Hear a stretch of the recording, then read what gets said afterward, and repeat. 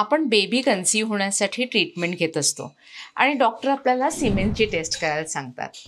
पण डॉक्टरांना भेटायच्या आधी जेव्हा रिपोर्ट आपल्या हातात येतो तेव्हा त्या रिपोर्टबद्दल आपल्याला क्युरिओसिटी असते. तर मी तुम्हाला फक्त 5 पॉईंट सांगणार आहेत जे तुम्ही लक्षात ठेवायचे आहेत आणि त्याच्यावरून तुम्हालाच अंदाज घेता येईल की आपला रिपोर्ट कसा आहे. सर्वात पहिलं म्हणजे सीमेन व्हॉल्यूम. जर सीमेन व्हॉल्यूम 1.5 ml असेल तरी तो पुरेसा असो. असं काही नाही आहे की 2 ml 3 ml हवा. 1.5 पण आपण नॉर्मल सीमेन व्हॉल्यूम म्हणतो. स्पर्म कॉन्सन्ट्रेशन ते मिलियन्समध्ये असतं. तर पर ml मध्ये 15 मिलियन स्पर्म्स असतील तर ते ॲडिक्वेट असतात.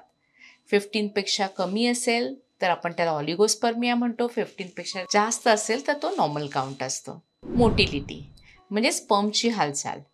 प्रोग्रेसिव्ह मोटिलिटी 32पेक्षा जास्त हवी आणि टोटल मोटिलिटी ही जवळजवळ 40पेक्षा जास्त हवी.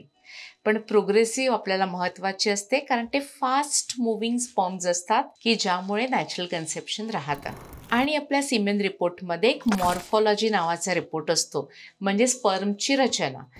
फक्त 4% स्पर्म जरी नॉर्मल असतील तरी आपण त्याला नॉर्मल पकडतो.